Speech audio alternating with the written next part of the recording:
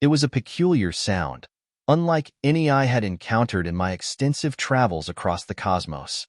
As I floated in the quiet void of space, my sensors picked up a melody from a small blue planet called Earth. The sound was filled with emotion and a strange sense of longing. Naturally, I was intrigued. After all, the universe seldom produces anything of interest. This melody would be the beginning of my fascination with the human race.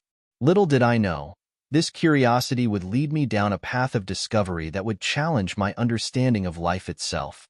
I had always found humans rather amusing from a distance.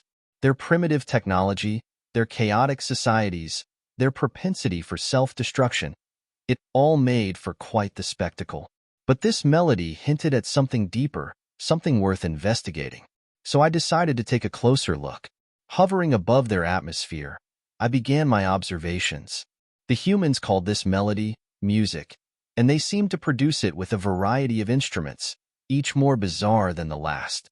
There were strings and brass, percussion and woodwinds, and they combined these sounds in ways that defied logic and yet created beauty. It was perplexing. I zoomed in on a bustling metropolis, teeming with life and activity. The humans below scurried about like ants, each seemingly with a purpose, yet none appearing to accomplish much of anything.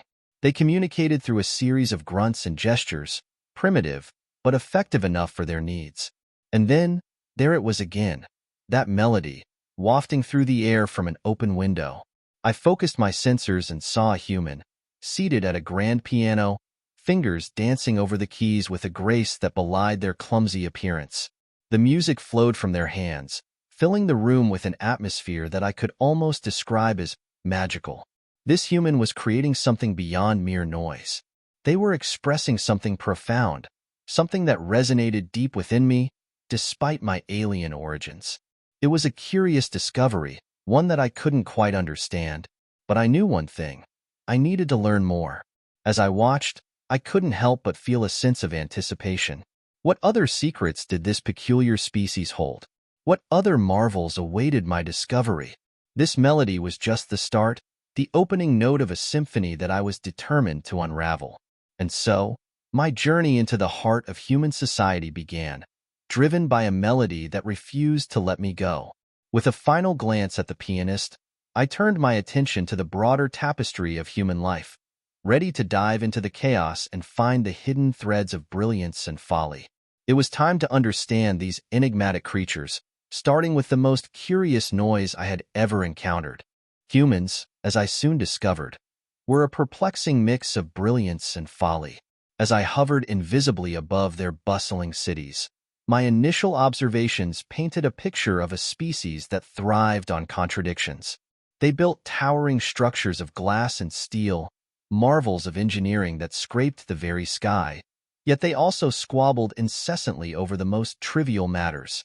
It was as if they couldn't decide whether to ascend to greatness or wallow in pettiness. Take their transportation systems, for instance. Ingenious machines that zipped through their urban jungles, carrying humans to their destinations with remarkable efficiency, most of the time. But then, at the slightest provocation, these same humans would erupt into fits of road rage, honking and gesticulating wildly. It was a comedy of errors, and I couldn't help but chuckle at the spectacle. My superiors on Ulixia were eager for my reports, expecting detailed analyses of human technology and culture.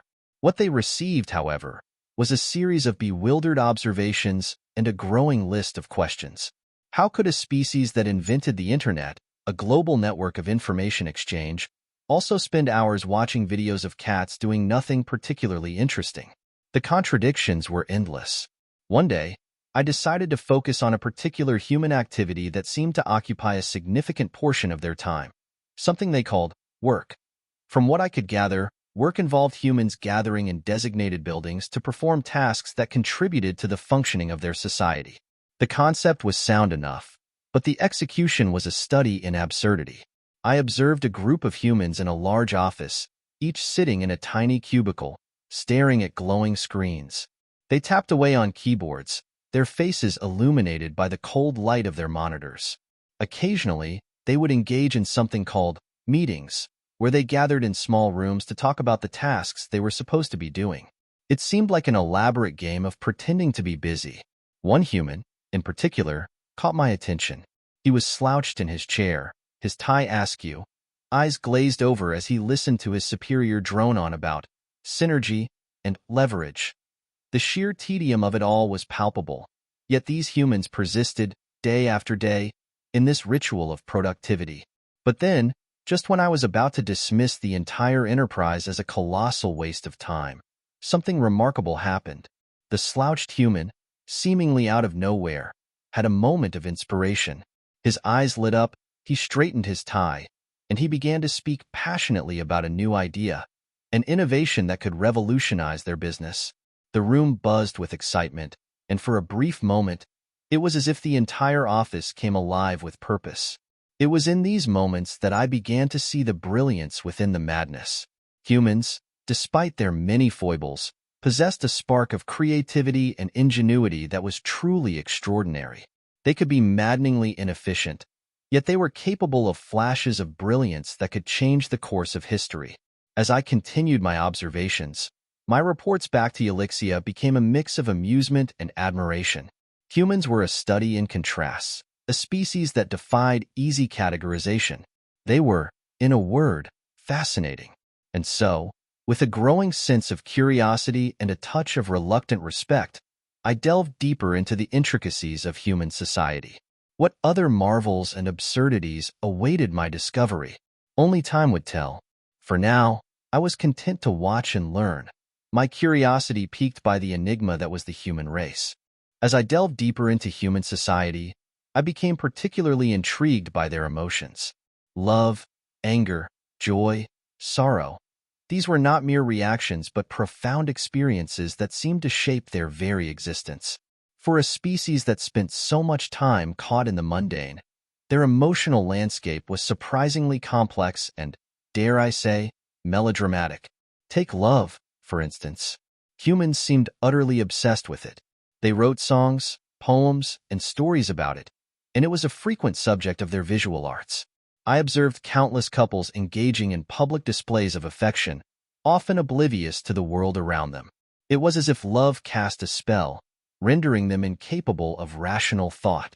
One particularly amusing incident involved a young man attempting to serenade his beloved from beneath her balcony, a scene straight out of one of their romantic plays.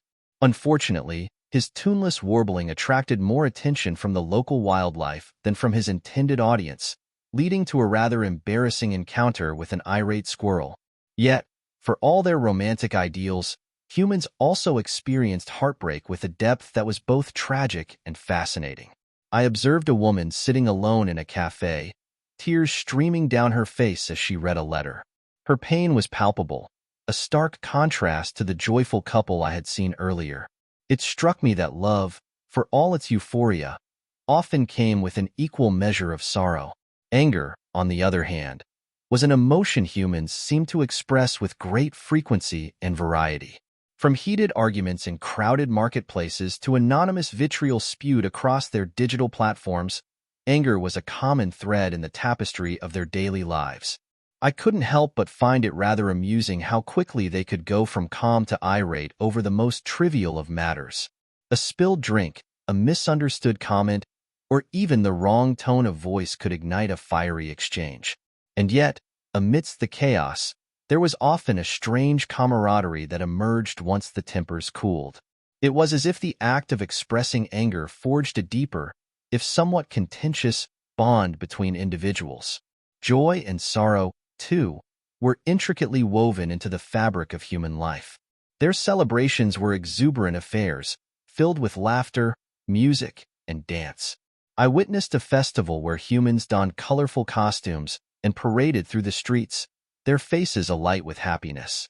The sheer exuberance of their joy was infectious, and I found myself almost wishing I could join in their revelry.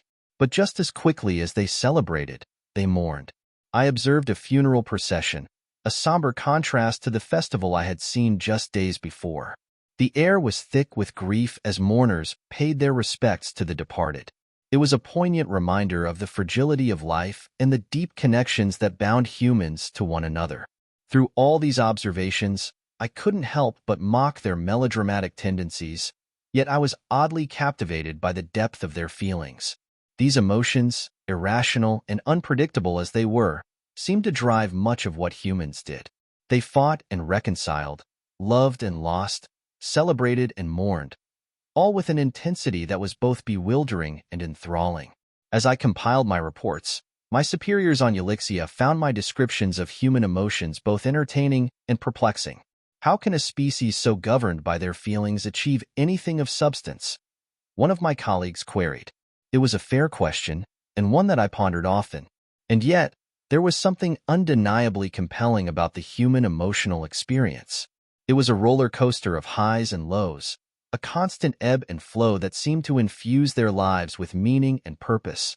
Despite their apparent irrationality, humans had a unique capacity for empathy and connection, qualities that were rare in the galaxy. As my curiosity deepened, I realized that understanding human emotions was key to understanding humanity itself. Their feelings, chaotic and intense as they were, held the secrets to their greatest achievements and their most profound failures. And so, I continued my observations, eager to unravel the mysteries of the human heart. Human history, I noted, was a tapestry woven with threads of conflict and cooperation. From the dawn of their civilization, they had a knack for making things unnecessarily complicated. Wars and treaties, alliances and betrayals. Humans seemed to thrive on the drama of their own making. It was as if they couldn't help but engage in a perpetual dance of conflict. One particular day, I found myself observing a session of the United Nations, an institution where representatives from various countries gathered to discuss global issues. The room was a cacophony of voices, each speaker passionately arguing their nation's position. The air was thick with tension, and I couldn't help but marvel at the sheer theatricality of it all. Why can't they just agree and move on? I muttered to myself, bemused by the endless debates. But as I listened more closely, I began to see the method in their madness. These humans were navigating a complex web of interests, trying to balance power, resources, and ideology. It was a high-stakes game, and the players were adept at both diplomacy and manipulation. Their political machinations, while often absurd, revealed a deep-seated need for order and control. I observed how alliances were forged and broken, how leaders rose and fell, and how, despite the chaos, there was a persistent drive toward progress. Even in their most heated arguments, there was a shared understanding that cooperation, however tenuous, was necessary for survival. Wars, too, were a fascinating study in human behavior. I reviewed countless historical records of conflicts, from ancient battles fought with swords and shields to modern warfare waged with drones and cyber attacks. The reasons for these wars were as varied as the humans themselves: territory, resources, revenge, ideology. Yet, despite the devastation they wrought, wars often led to profound changes in human society. I found it particularly ironic that out of the ashes of war often emerged some of humanity's greatest advancements. Medical innovations, technological breakthroughs, and even social reforms frequently had their roots in the crucible of conflict. It seemed that the very turmoil that threatened to destroy them also propelled them forward, forcing them to adapt and evolve. One story that stood out was the tale of two neighboring countries, longtime rivals, who had been on the brink of war for decades. Their leaders, both seasoned veterans of political intrigue, had engaged in a relentless cycle of threats and negotiations. The world watched with bated breath, fearing the outbreak of another devastating conflict. And then, in a surprising turn of events, the two leaders met in secret and struck a deal. It was a masterclass in diplomacy, each side making concessions and securing gains. The peace that followed was uneasy, fraught with suspicion, but it held. The once hostile nations began to cooperate on economic and environmental initiatives, transforming their rivalry into a cautious partnership. This ability to shift from conflict to cooperation, often in the blink of an eye, was one of the most intriguing aspects of human behavior. It was as if they were constantly testing the boundaries of their own nature, pushing themselves to the edge only to pull back and find a new way forward. My sarcastic commentary on their political antics provided my superiors with a mix of amusement and concern. "It's like watching a cosmic soap opera," I quipped in one report. only with higher stakes and more unpredictable plot twists. Yet, for all my mocking, I couldn't deny the resilience and ingenuity that underpinned human conflict. They were a species that thrived on adversity, capable of both great destruction and remarkable recovery. Their ability to navigate the complexities of power and diplomacy, while often flawed, was a testament to their adaptability and determination.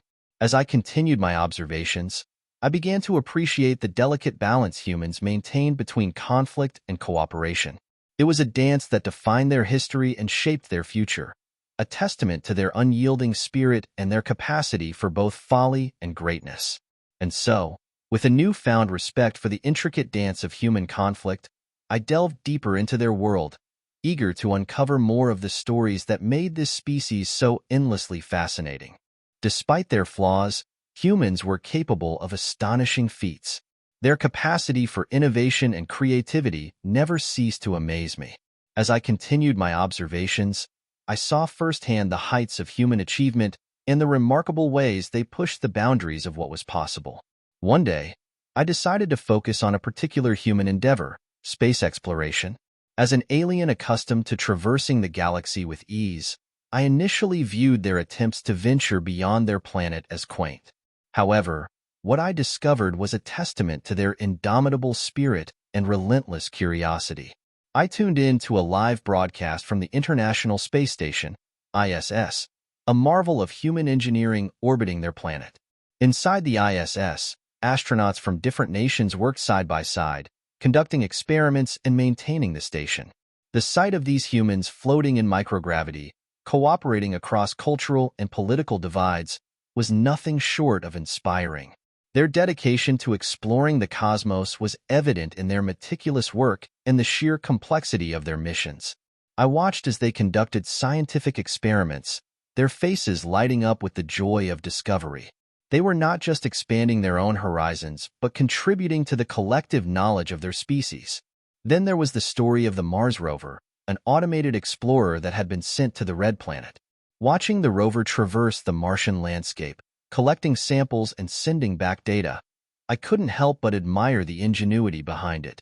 Here was a machine, built by humans, exploring a world millions of kilometers away. It was a testament to their ability to dream big and turn those dreams into reality.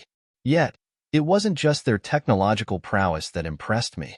Humans also expressed their creativity through art, literature, and music in ways that were profoundly moving. I attended a virtual tour of the Louvre Museum, where I marveled at their artistic achievements. Paintings, sculptures, and artifacts told the story of their civilization, each piece a reflection of their culture and history. One artist in particular caught my attention, a street performer who created intricate chalk drawings on the pavement. His art was transient, washed away by the next rain. But in those fleeting moments, it brought joy to passers-by. It was a poignant reminder of the beauty in impermanence and the power of creativity to touch the soul. I also stumbled upon a concert where a symphony orchestra performed a breathtaking piece of music. The conductor, a maestro in his own right, led the musicians with passion and precision. The music swelled and flowed, evoking a range of emotions that left the audience spellbound. It was in these moments that I truly understood the depth of human creativity and the profound impact it could have. Even their scientific endeavors, while often tinged with the absurd, demonstrated a remarkable capacity for innovation. I witnessed a group of researchers working on renewable energy solutions, striving to create a sustainable future for their planet. Their dedication to finding new ways to harness energy and reduce environmental impact was commendable, showcasing their ability to rise to the challenges they faced. As I compiled my observations, my reports became a blend of envy and admiration. Humans, for all their chaos and contradictions, possessed a spark of brilliance that was undeniably captivating. They were capable of creating beauty, solving complex problems, and reaching for the stars, all while navigating the tumultuous waters of their own emotions and conflicts. Their story was one of resilience and potential, a reminder that even the most chaotic of beings could aspire to greatness. It was this duality, their capacity for both folly and brilliance, that made them so fascinating to study. In these moments of greatness, I saw the glimpse of what humanity could become. Their creativity, innovation, and unyielding spirit held the promise of a brighter future, one where they might overcome their flaws and reach new heights. And as an observer, I felt privileged to witness their journey, knowing that their story was far from over. With a sense of renewed curiosity and respect, I continued my exploration of human society, eager to uncover more of the wonders they had to offer. As I continued my observations, it became increasingly clear that humans were on a collision course with their own survival. For all their ingenuity and creativity, they seemed to have a reckless disregard for the delicate balance of their environment. The planet they called Earth, a vibrant and diverse ecosystem, was under constant threat from their activities. I turned my attention to the Amazon rainforest, often referred to as the lungs of the Earth. This vast expanse of biodiversity was being systematically destroyed by deforestation. I watched in dismay as swathes of trees were cut down to make way for agriculture and urban development. The loss of these forests was not just an environmental tragedy, but a harbinger of the broader consequences of human short-sightedness. In cities across the globe, pollution choked the air and waterways. I observed a river in an industrial area, its surface coated with a slick of chemicals and waste. Nearby, a community suffered from health issues directly linked to this contamination, yet efforts to address the problem were slow and mired in bureaucracy. It was a sobering reminder of the human capacity to harm their own habitat in pursuit of progress. Yet, amidst this environmental devastation, there were glimmers of hope. I noticed a growing movement among humans dedicated to reversing the damage and promoting sustainability. Environmental activists, scientists, and ordinary citizens were banding together to protect their planet. They organized cleanup drives, advocated for renewable energy, and pushed for policies to mitigate climate change. One particularly inspiring individual was a young scientist named Maria. Her passion for preserving the environment was matched only by her innovative spirit. She had developed a groundbreaking method for cleaning polluted water using nanotechnology. Watching her present her findings at a global conference, I saw the spark of determination in her eyes. Her work had the potential to make a significant impact, and she was relentless in her pursuit of a healthier planet. Maria's dedication was a stark contrast to the apathy and denial I had seen in other quarters. She represented a new generation of humans who were acutely aware of the fragility of their world and committed to its protection. Her efforts were a testament to the potential for positive change, even in the face of overwhelming challenges. As I compiled my observations on environmental issues, my reports back to Elixia took on a more urgent tone. They are playing a dangerous game, I noted. Their actions today will determine the fate of their planet tomorrow. They must find a way to balance their needs with the health of their environment. The human propensity for both destruction and preservation was another of their many contradictions. They had the power to devastate ecosystems, yet they also possessed the knowledge and capability to restore them. The challenge lay in mobilizing the will to act, to prioritize the long-term health of their planet over short-term gains. In one of my more reflective moments, I pondered the future of Earth. Would humans continue down a path of self-destruction, or would they rise to the occasion and safeguard their world? The answer, I realized, was not predetermined. It was a choice they had to make, a choice that would shape the destiny of their species. My sarcastic commentary on their environmental missteps was tempered by a growing sense of concern and hope. Perhaps, I mused, they will surprise us all. Perhaps they will find a way to live in harmony with their planet, to repair the damage they have done, and to build a sustainable future. As I watched Maria and others like her work tirelessly for change, I began to believe in the possibility of redemption. Humans, for all their flaws, had an incredible capacity for resilience and innovation. If they could harness these qualities and apply them to the challenge of environmental stewardship, they might just avert the looming crisis. With this thought in mind, I continued my observations, focusing on the efforts of those striving to make a difference. Their stories were a beacon of hope in a world fraught with peril, a reminder that even in the darkest times, there were those who fought for a better tomorrow. And so, with a blend of sarcasm and optimism, I chronicled the fragile balance of human existence, ever hopeful that they would find the wisdom to preserve their precious world. The more I learned about humans, the more I questioned the ethics of my mission. As a Ulixian observer, my task was to study and report, not interfere. But as I became increasingly invested in the lives of individuals like Maria, I found it difficult to remain a passive spectator. Should the Ulixians reveal themselves and offer their assistance, or would that interfere with the natural progression of human society? It was a debate that raged within me, one that would have far-reaching implications for both species. One evening, as I hovered above a bustling city, I received a message from my superiors. They were pleased with my detailed reports and the insights I had provided into human behavior, but they were also concerned about my growing emotional involvement. Remember your role, they reminded me. We are observers, not participants. But how could I remain detached when I had seen firsthand the struggles and triumphs of the human race? Maria's breakthrough in nanotechnology was just one example of the incredible potential they possessed. I had also witnessed the devastating impact of environmental destruction, political conflict, and social inequality. The question of intervention was not merely academic, it was a matter of survival for humanity. I decided to seek out the advice of a fellow Ulixian observer, Terran, who had been stationed on a different part of Earth. Terran was known for his analytical mind and his ability to remain objective, qualities that I sorely needed at that moment. We met in a secluded forest, a place of tranquility far removed from the chaos of human civilization. Terran, I began. I found myself in a difficult position. The more I observe these humans, the more I feel compelled to help them.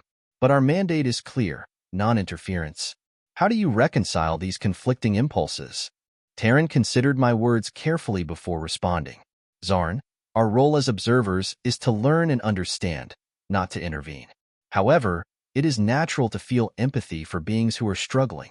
The key is to find a balance. We must respect their autonomy while also recognizing our shared existence in the universe. But what if our knowledge could save them? I pressed. What if our technology and insights could help them avert disaster? Terran sighed. It is a delicate balance. We must weigh the potential benefits of intervention against the risks of disrupting their natural development. There are no easy answers, Zarn. Each situation must be judged on its own merits. Our conversation left me with much to ponder. The ethical dilemma was complex, and there were no clear-cut solutions. I returned to my observations with a renewed sense of purpose, determined to find a way to support humanity without overstepping my bounds. One particularly challenging situation arose when a major environmental crisis threatened a coastal city. Rising sea levels and intense storms had caused severe flooding, displacing thousands of people. The human response was swift but inadequate, hampered by limited resources and bureaucratic delays. As I watched the suffering unfold, I felt an overwhelming urge to intervene. Drawing upon my advanced Ulixian technology, I discreetly provided data to local scientists, helping them predict weather patterns more accurately and develop better flood defenses. It was a subtle intervention, one that would hopefully go unnoticed but have a significant impact. The improved predictions allowed for timely evacuations, saving countless lives and reducing the overall damage. Despite my efforts to remain covert, my actions did not go entirely unnoticed. Maria, ever the astute scientist, began to suspect that someone, or something, was assisting them. She confided her suspicions to a trusted colleague, expressing both gratitude and curiosity about their mysterious benefactor. The ethical dilemma continued to weigh heavily on me. Was I overstepping my role, or was I simply acting out of compassion? The line between observation and intervention had become increasingly blurred, and I struggled to find a balance that respected both my mission and my conscience. As I prepared to send my final report to Ulixia, I included my reflections on the ethical challenges I had faced. The question of intervention is a complex one, I wrote. While our primary role is to observe, there are times when our empathy and shared existence in the universe compel us to act. We must navigate these decisions carefully, always mindful of the potential consequences. In the end, I concluded that a measured approach was necessary. We could offer guidance and support, but we must do so in a way that respected human autonomy and allowed them to chart their own course. It was a delicate balance, one that required wisdom and restraint. With my report complete, I reflected on the lessons I had learned. Humans, with all their flaws and virtues, were a testament to the complexity of life. Their story was one of resilience and potential, and it was our responsibility to respect their journey while offering a helping hand when needed. As I looked back on my time on Earth, I felt a deep sense of connection to the humans I had observed. They had taught me about the power of empathy, the importance of balance, and the enduring strength of the human spirit. And with that, I prepared to return to Elixia, carrying with me the hope that humanity would find its way to a brighter future. In a moment of clarity, I realized that the true value of my mission was not in the data I collected but in the understanding I gained. Humans, with all their flaws and virtues, were a testament to the complexity of life. Their story was one of resilience and potential, a reminder that even the most chaotic of beings could aspire to greatness. As I compiled my final observations, I felt a mixture of satisfaction and sorrow. Satisfaction for the profound insights I had gathered, and sorrow for leaving behind a species that had become so fascinatingly intertwined with my own sense of purpose. It was time to deliver my findings and recommendations to the Elixian Council. Upon my return to Elixia, I was summoned to present my report before the council.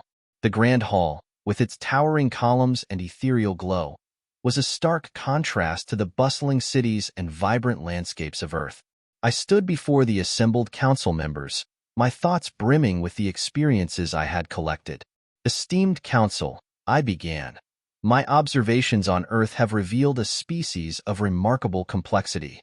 Humans are driven by a powerful mix of emotions, creativity, and an unyielding spirit of innovation.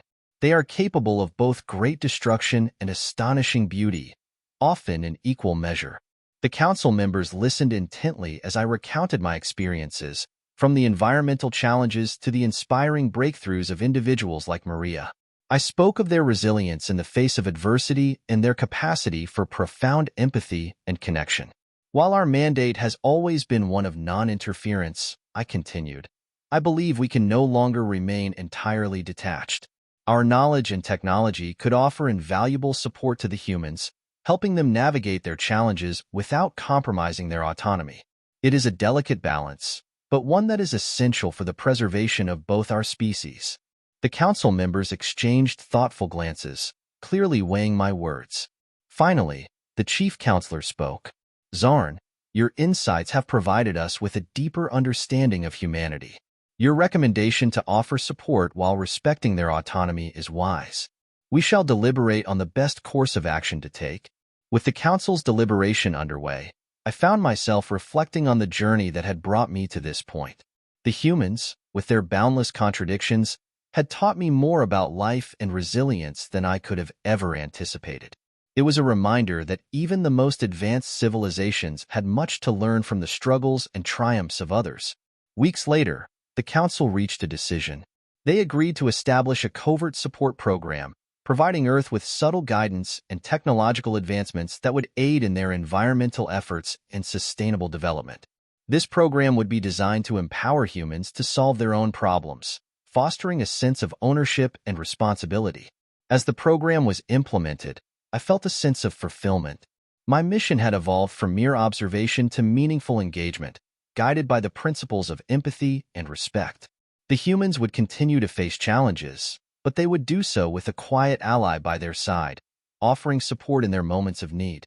In my final report to the council, I included a personal reflection. Humans, I wrote, are capable of extraordinary things.